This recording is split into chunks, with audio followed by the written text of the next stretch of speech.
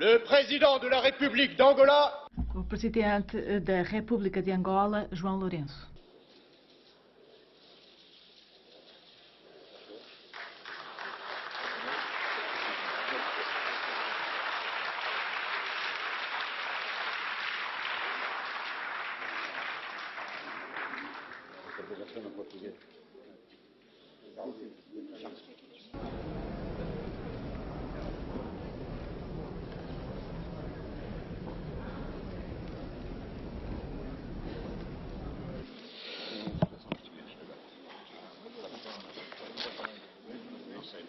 Dear colleagues, it's a pleasure. Caros colegas, é com prazer que dou as boas-vindas ao Sr. Presidente de Angola, João Lourenço. Angola é um país importante em África e reforçar as ligações com o continente africano é uma prioridade do Parlamento Europeu. Desde a Cimeira União Africana com a União Europeia em Abidjan, nós temos procurado uma parceria revitalizada entre os dois continentes. Uma parceria que melhore as relações mútuas. A conclusão do Conselho Europeu, adotada na semana passada, reflete esta abordagem, melhorar os contactos com a África. Sr. Presidente João Lourenço, em setembro de 2017, tornou-se o primeiro presidente de Angola em 38 anos. A sua eleição contribuiu para o processo democrático no país.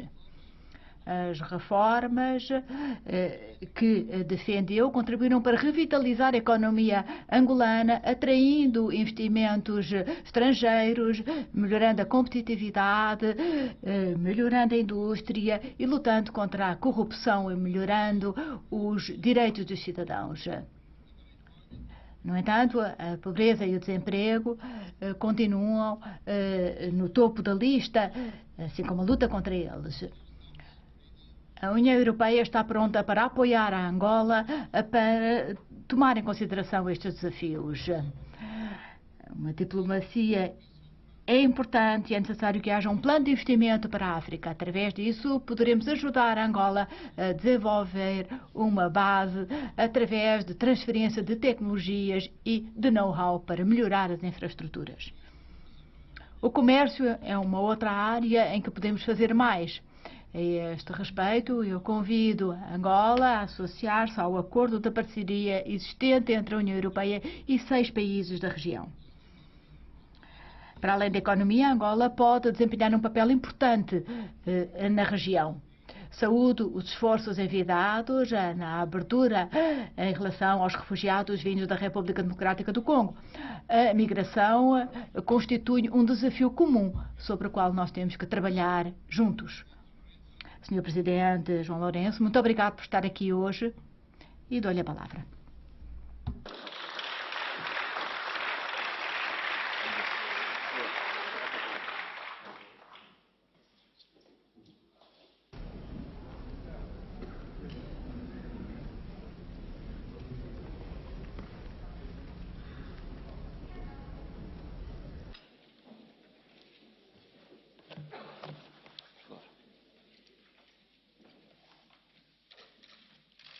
Sua Excelência, Sr.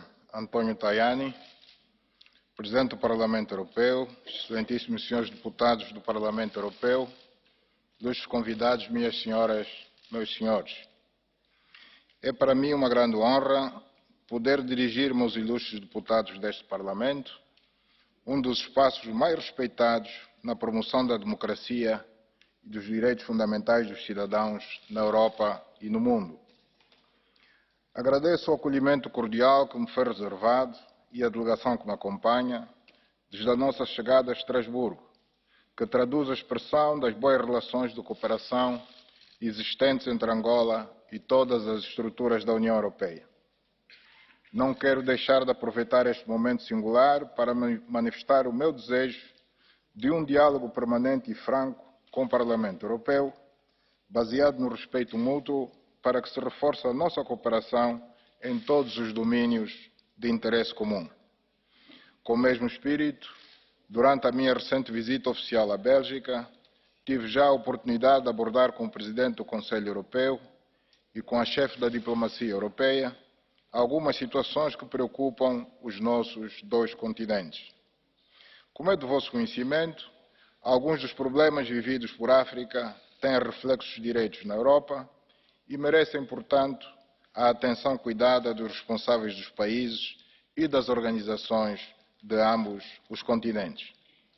Excelência, minhas senhoras, meus senhores, Angola viveu durante décadas uma situação de conflito armado que provocou a morte de milhares de pessoas e a quase completa destruição das suas infraestruturas, situação que só viria a terminar com a assinatura dos acordos de paz no dia 4 de abril de 2002. O alcance da paz e da reconciliação nacional permitiu promover uma vasta campanha de construção e reconstrução e encetar uma nova etapa de reformas em todos os domínios da vida política, econômica e social, com ganhos visíveis na vida dos cidadãos. Apesar desse processo ter sido fortemente afetado pela crise econômico-financeira internacional e pela baixa do preço do petróleo no mercado internacional, isso não impediu que fosse assegurado o normal funcionamento das instituições democráticas, o exercício da justiça e a afirmação dos direitos e liberdades fundamentais dos cidadãos.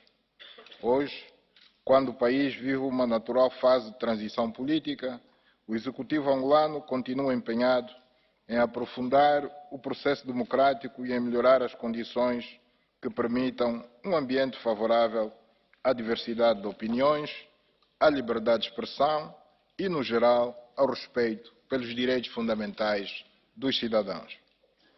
Desde 2008 que a República de Angola realiza eleições periódicas, livres, justas e transparentes, participadas por diferentes partidos e coligações de partidos, com vista a legitimar o poder, elegendo o Presidente da República, os deputados da Assembleia Nacional e a formação do Executivo do Governo. Temos uma Assembleia Nacional unicameral, com um total de 220 deputados, distribuídos entre 4 partidos políticos e uma coligação de partidos, de acordo com os resultados das eleições de agosto de 2017.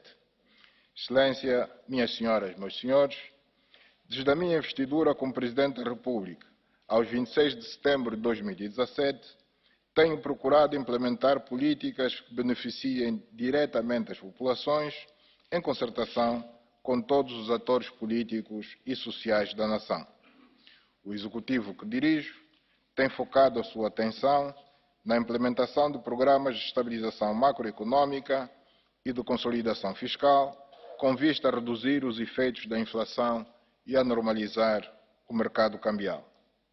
Embora se verifique uma diminuição do peso do setor petrolífero na economia nacional, tal redução não é suficiente para superar os desequilíbrios existentes e não se reflete ainda na diversificação da economia e numa alteração estrutural das exportações e das receitas do Estado.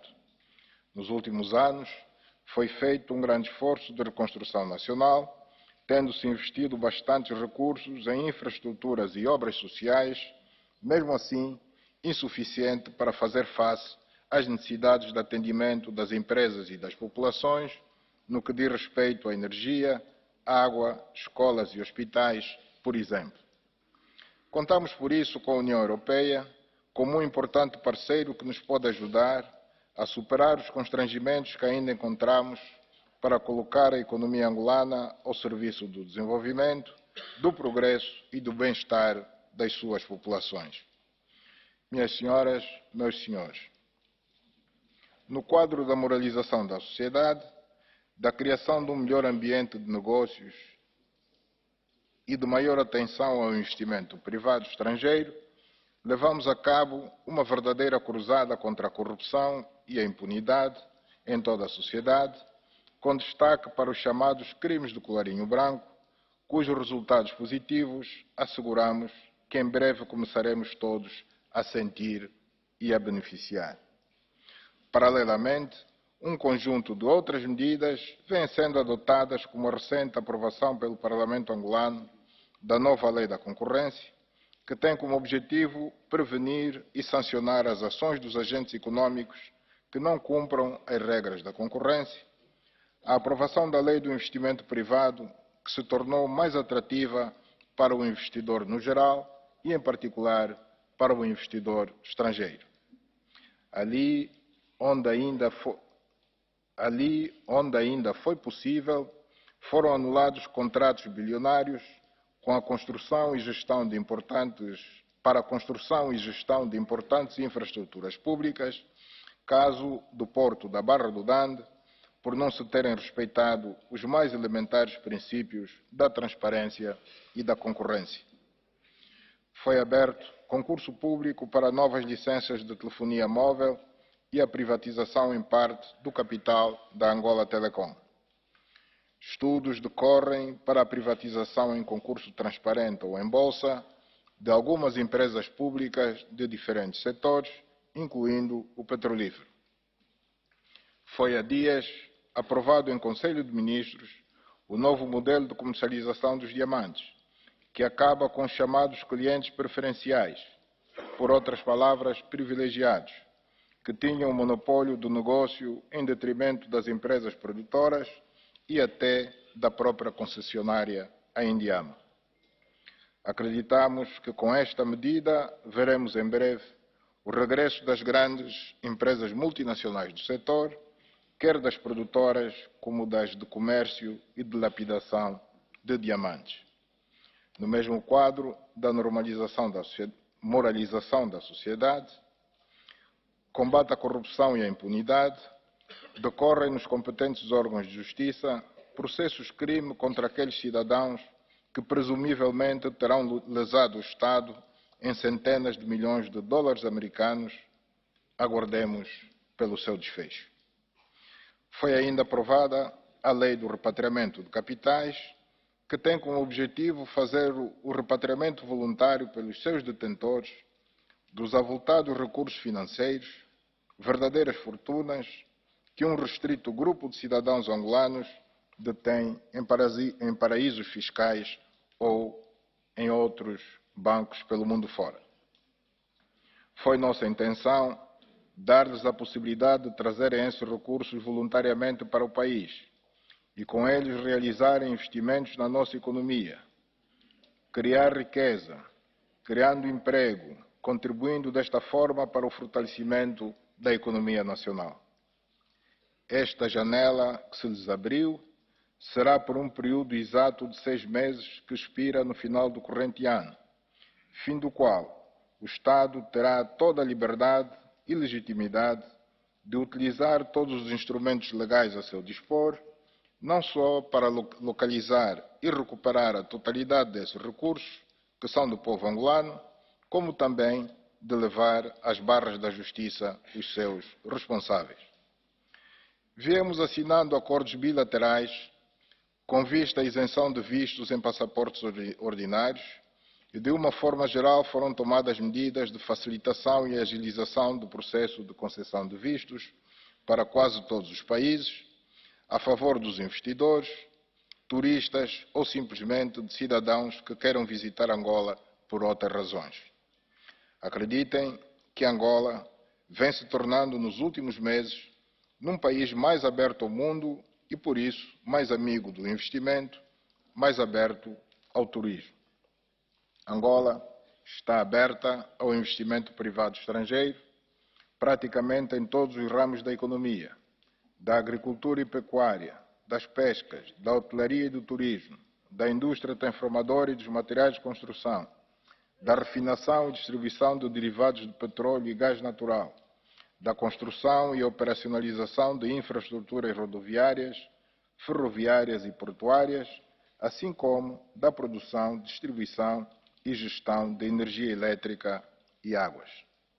Minhas senhoras, meus senhores, com vista à resolução dos principais problemas sociais do cidadão, como o acesso à água potável, energia elétrica, recolha e tratamento dos resíduos sólidos, transporte público, escola, cuidados primários de saúde e outros, só possível no quadro de uma governação cada vez mais próxima do cidadão, através de órgãos por si eleitos, estão a ser preparadas para 2020 as primeiras eleições autárquicas a ser realizadas de forma gradual, de modo a adotar progressivamente os diversos municípios de autonomia financeira, patrimonial e administrativa. Excelência, minhas senhoras, meus senhores, a África vive hoje um clima de conflitos internos, de insegurança, de crise econômico-financeira, de terrorismo, de fome e pobreza e, como consequência, vem conhecendo sucessivas vagas de imigração em direção ao continente mais próximo, o continente europeu. Esta é uma situação que a todos nos envergonha. É triste e revoltante constatar que cerca de 6 séculos depois de os filhos de África terem sido levados em condições degradantes nos navios negreiros para as Américas, onde, na condição de escravos, contribuíram para o florescimento de grandes economias, hoje a saga se repete, embora numa conjuntura diferente. Os filhos de África vão hoje para a Europa na condição de imigrantes. Dirão alguns que de forma voluntária, o que é discutível. Para sermos francos, fogem dos conflitos armados, da fome e da miséria que assolam alguns dos nossos países, fogem do desemprego e da falta de perspectivas por um futuro melhor. Todos somos responsáveis por este quadro com que muitos países africanos se confrontam. É nesta conformidade que apelamos à União Europeia a estabelecer com o nosso continente um modelo de cooperação que a médio e longo prazo possa contribuir para reverter o atual quadro, que ajude nossos países a passar de meros exportadores de matérias-primas para produtores de produtos manufaturados, industrializados, como garantia de uma maior oferta de emprego e oportunidades de negócios para os nossos cidadãos. Acreditamos que isso será no interesse de todos, que a África e a Europa só têm a ganhar com uma África capaz de reter seus filhos no continente através de uma maior oferta de emprego e de melhores condições de vida no geral. Não se trata de mero sonho, mas de algo que pode vir a ser uma realidade se discutirmos sempre de igual para igual, sem complexos de tipo algum, com realismo e pragmatismo.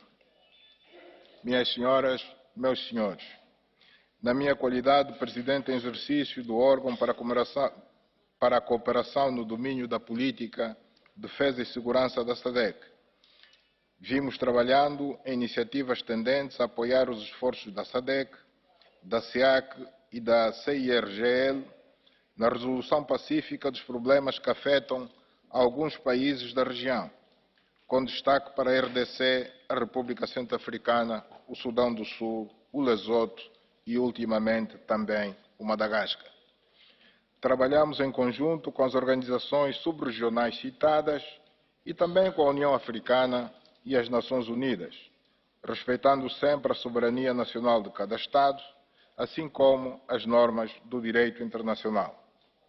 No que diz respeito à cooperação entre a União Europeia e o continente africano, realizamos no ano passado a 5ª Cimeira, na qual foram discutidas questões de paz e segurança, da boa governação, democracia, os direitos humanos, as migrações e a mobilidade dos cidadãos, o investimento e o comércio, o desenvolvimento de capacidades e a criação de emprego. É posição comum africana a necessidade da mudança do paradigma do modelo de cooperação estabelecida no âmbito dos acordos de Cotonou, entre a União Europeia e o grupo de países da África, Caraíbas e Pacífico. Termino reiterando os meus agradecimentos pela hospitalidade, pelo cordial acolhimento e pela atenção dispensada pelos senhores eurodeputados. Muito obrigado.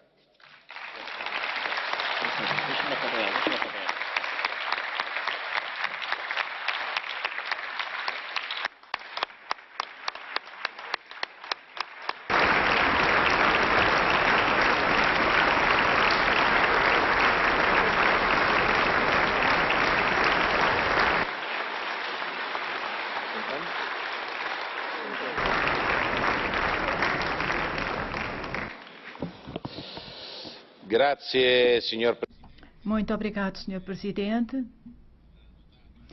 Como terá notado pela reação desta Assembleia, as suas palavras foram de grande importância, porque salientam aquilo que pode ser feito a mais nas relações entre a Europa e a África. O Parlamento Europeu quer ser protagonista nesta ação tão importante para desenvolver relações cada vez mais positivas entre os dois continentes. Como o senhor salientou, há problemas económicos, mas também problemas ligados à imigração. Eu estou convencido que estes problemas podem ser resolvidos apenas através do trabalho conjunto e desejando o crescimento do continente africano. Muito obrigado por ter aceito o nosso convite. Poderá contar com o apoio deste Parlamento.